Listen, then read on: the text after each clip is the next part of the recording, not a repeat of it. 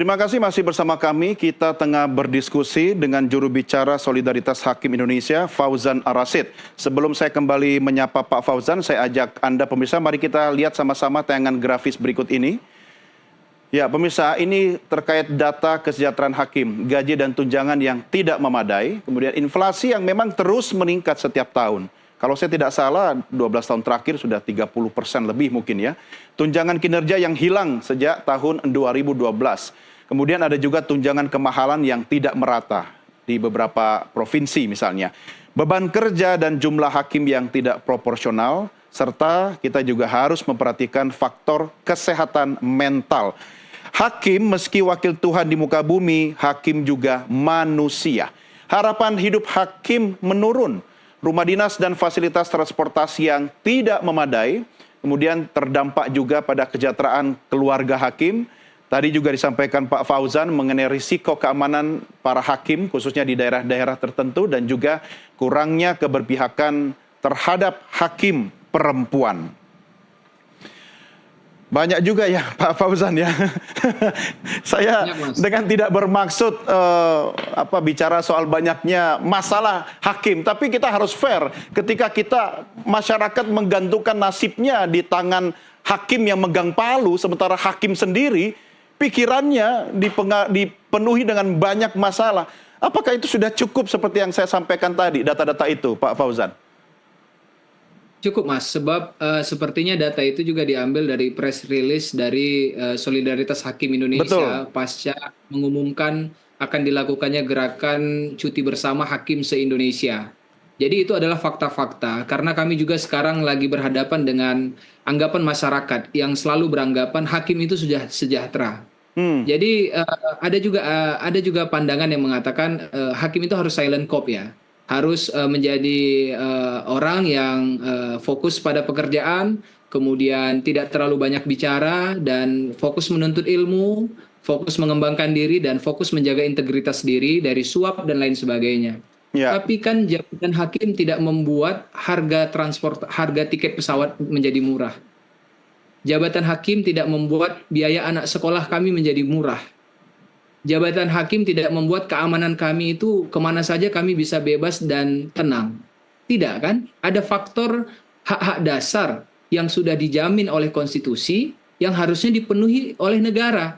Agar apa? Agar kualitas keadilan, kualitas putusan hakim di semua pengadilan, di berbagai pengadilan, baik itu pengadilan negeri, pengadilan agama, pengadilan tata usaha negara, mencerminkan keadilan, kemanfaatan, dan kepastian bagi masyarakat. Kita kan bercita-cita seperti itu, Mas. Pengadilan yang cepat, sederhana, biaya ringan, putusannya menggambarkan keadilan, kemanfaatan bagi masyarakat, dan juga kepastian. Tapi mungkinkah itu terjadi jika para pengadil sendiri hak-haknya tidak dipenuhi? Tentu ini akan jadi masalah. Tidak mungkin kita berharap orang melakukan sesuatu tugas secara maksimal, tapi hak-haknya yang sudah dijanjikan, ini saya perlu tekankan, hak-hak hakim yang saya sebutkan tadi, itu semua dijanjikan dipenuhi oleh negara. Masalahnya selama ini adalah ketika kita menuntut kesejahteraan, kita dianggap belum lagi banyak yang suap dan lain sebagainya, minta naik gaji. Mas, yang perlu saya sampaikan, dari 7.000 hakim, berapa orang sih yang bermasalah? Jangan digeneralisir, jangan karena satu hakim bermasalah, kemudian dianggap semua hakim yang sedang berjuang menjaga integritas juga bermasalah. Itu tidak fair. Coba lihat dari 7.000 hakim di tahun ini, berapa yang bermasalah? Berapa yang tersangkut suap dan korupsi? Kita harus fair melihat itu sebagai agar bijaksana. Kan begitu. Kemudian misalkan lagi seperti yang tadi disebut hakim perempuan. Tidak ada juga jaminan terhadap hakim-hakim perempuan. Ada banyak sekali hakim-hakim perempuan yang dikuntit, yang rumahnya dilempari batu, intimidasi, dan lain sebagainya. Jadi hal-hal ini, Mas, ini perlu kita bahas, negara ini perlu membahas ini. Karena jika tidak, harapan kita terhadap peradilan yang bersih, itu akan semakin jauh, Mas. Jika tidak tahun ini, kapan lagi kita bersuara? Jika tidak kami yang bersuara, siapa yang akan menyuarakan? Jika kita tidak bersama-sama mengawasi lembaga peradilan, akankah hadir peradilan yang bersih itu? Kan itu menjadi pertanyaan bagi kita semua. Kami hakim-hakim muda saat ini juga sedang memperjuangkan itu, Mas. Sedang memperjuangkan itu. Kami memperjuangkan agar tidak ada lagi hakim muda yang menyerah, Mas. Kami hakim-hakim muda berkomitmen ketika kesejahteraan sudah naik, integritas harus dijaga sama-sama. Itu komitmen dari Solidaritas Hakim Indonesia. Ya. Sampai hari ini bergabung di Solidaritas Hakim Indonesia itu sudah ada 1.700 lebih hakim yang secara resmi bergabung di kita. Dan yang memilih datang ke Jakarta hari ini dengan uang sendiri, biaya sendiri, itu 148 orang saat ini di Jakarta yang aktif melakukan audiensi kepada banyak pihak, termasuk tokoh-tokoh nasional, para tokoh-tokoh negarawan kita, agar kembali mengingatkan akan pentingnya ini dilakukan. Kita ini statusnya adalah negara hukum, maka hukum harus menjadi prioritas. Perbaikan hukum harus menjadi prioritas. Jika hukumnya baik, masyarakat berdaya, hukum terjaga, iklim investasi juga pasti akan semakin positif. Ya, ini sebenarnya cukup ironis ya Pak Fauzan ya, ketika para pengadil berharap keadilan yang selama ini menjadi haknya. Anda boleh tidak setuju dengan pertanyaan saya berikut ini. Kalau misalnya saya mengilustrasikan sosok seorang hakim mungkin yang dikenal dari gaya hidupnya ya mungkin 1-2 orang yang kita bisa lihat dia gaya hidupnya cukup mewah begitu, tapi ketika Anda memberikan ilustrasi soal berapa yang dia terima, dia bawa pulang rupiahnya, saya jadi bertanya-tanya, lalu bagaimana untuk kemudian hakim tersebut menutupi atau memenuhi gaya hidupnya selama ini kalau yang dia bawa pulang dalam tanda petik ya hanya seperti atau segitu, Pak Fauzan? Pertanyaannya apa, Mas? Saya belum paham. Ya, artinya ketika kita melihat hakim-hakim yang memiliki gaya hidup ya tanda petik ya, Anda boleh tidak setuju ya. Ya kan saya bertanya-tanya lagi ketika Anda memberikan ilustrasi tadi bahwa yang dia bawa pulang seorang hakim kan ternyata cuma segitu, tanda petik saya lagi. Lalu pertanyaannya, untuk memenuhi gaya hidup itu dari mana seorang hakim dengan gaya hidup yang tinggi itu memenuhinya? Ya, tentu hal-hal seperti itu tidak ada jawaban pasti ya, tidak ada jawaban pasti. Tapi yang perlu kita pahami bahwa setiap hakim kan punya latar belakang masing-masing yang berbeda, Mas.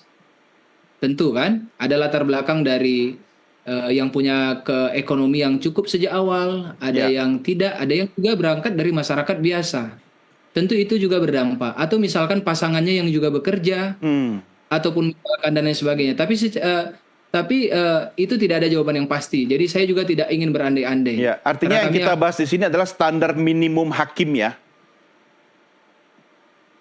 Standar minimumnya adalah terpenuhinya kebutuhan dasar hakim, kebutuhan kesehatan, kebutuhan keamanan, kebutuhan jaminan terhadap transportasi, rumah dinas, poin-poin yang sudah dijanjikan dalam undang-undang. Ya. Tidak ada hal baru yang kami tuntut. Semua itu sudah dipastikan oleh undang-undang, item-itemnya sudah ditentukan oleh undang-undang, tapi masalahnya hari ini sudah diberikan sebenarnya oleh negara, tapi sudah 12 tahun tidak mengalami penyesuaian. Ini yang menjadi masalah. Ya, oke. Pak Fauzan, saya ada sedikit data ya, kalau kita komparasi dengan gaji anggota DPRD di kabupaten kota ya Pak Fauzan ya.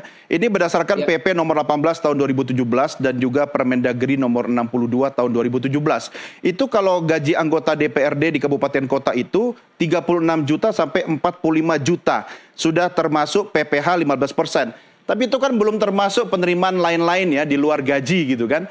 Menurut Anda tuntutan 142% itu sudah layak kalau memang mau disamakan dengan anggota DPRD, sementara beban tugas hakim itu jauh lebih besar? Poin kita adalah pembagian kekuasaan, eksekutif, legislatif, dan yudikatif itu harus berdiri sejajar, Mas. Karena ini adalah pilar kita berbangsa dan bernegara. Terhadap nilai tentu ada tim khusus yang akan lebih ahli menyusunnya, tapi kami hanya mempertimbangkan faktor-faktor yang selama ini terjadi dan terus memang secara real kami hadapi di daerah. Saya sebagai hakim mungkin dan rekan-rekan saya yang saat ini bekerja di Sulawesi, Kalimantan, Papua, di berbagai daerah di Indonesia. Semua data dan fakta sudah kami serahkan kepada negara, dalam hari ini beberapa lembaga dan kementerian. Dan juga tadi di Dewan, kami juga sudah sampaikan fakta. Dan dari silaturahmi yang kami lakukan, ternyata baru kita ketahui juga banyak fakta-fakta yang juga baru diketahui oleh pemerintah, baru diketahui oleh DPR. Karena memang mungkin cerita-cerita ini selama ini hakim memendam itu, Mas. Ya. Menyimpan itu untuk menjaga apa? Menjaga martabat. Menjaga martabat. Jadi Itu poinnya yang perlu saya sampaikan lah. Oke, Pak Fauzan, apa kemudian jaminan yang bisa diberikan oleh hakim ketika kemudian nanti pemerintah memenuhi tuntutan Anda? Eh, Jika sistemnya baik, itu potensi untuk outputnya lebih baik, itu peluangnya akan lebih besar, Mas. Tapi jika sistemnya masih buruk, peluang untuk mendapatkan hasil terbaik itu mungkin akan minim, Mas. Tentu itu akan terjadi di semua profesi, di semua kegiatan. Jika sistem baik, manajemen baik, hasil pasti baik. Itu gambaran mungkin yang paling mudah saya gambarkan. Ya, Jadi untuk jaminan, kita hanya bisa melihat peluang-peluang dan juga potensi-potensi yang ada. Karena secara teori kan sebenarnya semakin baik manajemen, manajemen manusia, manajemen keuangan, manajemen sumber dayanya yang semua akan mungkin menghasilkan output yang lebih baik. Kalaupun misalkan ada yang gagal menghasilkan output yang baik, nah itu fungsinya monitoring dan evaluasi, pengawasan. Maka kami juga tuntut RUU Jabatan Hakim yang sudah 10 tahun tidak dibahas-bahas itu segera dibahas dan disahkan. Agar apa? Agar ada penguatan terhadap MONEF. MONEF itu penting, Mas, dalam ya. proses sistem persidangan di pengadilan itu. Jika MONEF tidak baik, bagaimana kita bisa menuju kepada arah yang lebih baik? Maka kesejahteraannya harus baik, sistem harus baik. Maka peluang kita untuk mendapatkan keadilan, kualitas putusan, kualitas SDM, kualitas hakim-hakim yang terbaik itu lebih besar, Mas, peluangnya. Anda mengatakan tadi bahwa peristiwa 12 tahunan ini terjadi ya. Artinya agar tidak terulang lagi di 12 tahun yang akan datang, apakah tidak perlu dibentuk atau mungkin dibuat sebuah aturan main, regulasi atau apapun namanya sehingga mungkin kalau kita bicara tentang kesejahteraan para hakim itu harus sejalan juga dengan inflasi, sejalan dengan pertumbuhan ekonomi dan sebagainya. Jadi otomatis tidak perlu nunggu tiap 10 atau 12 tahun kemudian hakim bersuara, berunjuk rasa begitu, Pak Fauzan? Ya, itu salah satu materi yang kami berikan masukan dalam perubahan PP 94 2012. Ya. Sebab dalam PP 94 2012 itu belum mengatur otomatisasi kenaikan. Ya. Sebagaimana itu terjadi pada gaji pokok dan tunjangan kinerja. Itu yang kurang dahulu di 2012. Jadi PP itu kami dorong itu dilakukan agar otomatis. Karena tidak baik bagi sistem kita bernegara, tidak baik juga bagi profesi hakim jika 12 tahunan harus begini, Mas. Tidak ada satupun hakim yang sebenarnya mau berada pada posisi hari ini, Mas. Karena cita-cita kami ya begitu. Satu hal yang menarik, Mas. Ini kami dapatkan cerita dari Habibur Rahman, salah satu anggota Komisi 3 di DPR. Ya. Dia katakan begini, saat ini mahasiswa hukum terbaik di Indonesia ini, jika ditanya setelah lulus nanti mau jadi apa, itu tidak ada lagi yang mau jadi hakim, Mas. Sebab dia tahu kesejahteraan yang diberikan oleh negara itu memang sangat memprihatinkan. Itu sudah semua aparat penegak hukum tahu itu, bahwa hakim yang paling rendah kesejahteraannya, padahal itu dijamin oleh negara. Padahal hakim disebut sebagai pejabat negara. Jangan-jangan harus krisis hakim dulu, baru negara mau mikirin hakim, begitu? Jangan sampai, Mas. Kami hakim-hakim muda, jika yang lain tidak bersuara, kami akan bersuara. Karena cita-cita kami pada perbaikan hukum negara ini sangat tinggi. Ekspektasi kami pada janji-janji para pimpinan, tentu pimpinan misalkan kayak Presiden Prabowo, itu tidak akan bisa mencapai cita-citanya jika kita masyarakat tidak mendukung program-program itu, kan?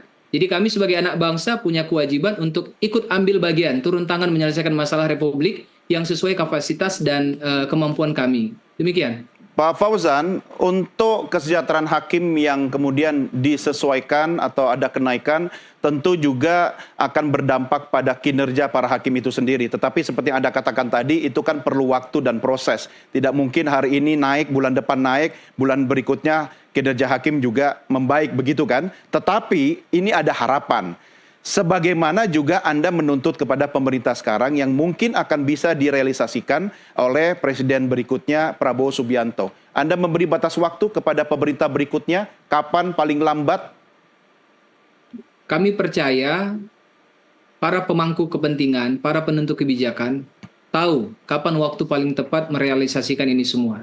Tapi yang perlu kami tekankan, jangan terlalu lama abai terhadap hak-hak para pengadil. Karena itu membahayakan pondasi dasar kita bernegara. Negara kita ini negara hukum, Mas. Jika itu diabaikan semakin lama, berarti pemerintah turut ambil bagian dalam membuat peradilan yang semakin ya dibilang semakin mengkhawatirkan. Ya. Kalau jangan sampai ikut berperan di situ. Ya, Pak Fauzan, kalau Anda tidak memberikan batas waktu kepada pemerintah ya, bukan orang per orang ya. Artinya saya khawatir nanti kita ketemu lagi 12 tahun akan datang kita membahas hal yang sama. Ya. Tidak, kami sudah melakukan silaturahmi kepada seluruh pemangku kepentingan dan tanggapannya semua positif. Beberapa lembaga kementerian juga berterima kasih kepada kita karena sudah menyuarakan ini. Karena memang banyak sekali PR di negara ini yang harus diselesaikan, kami paham itu. Dan tentu kita serahkan kepada pemerintah untuk menentukan itu.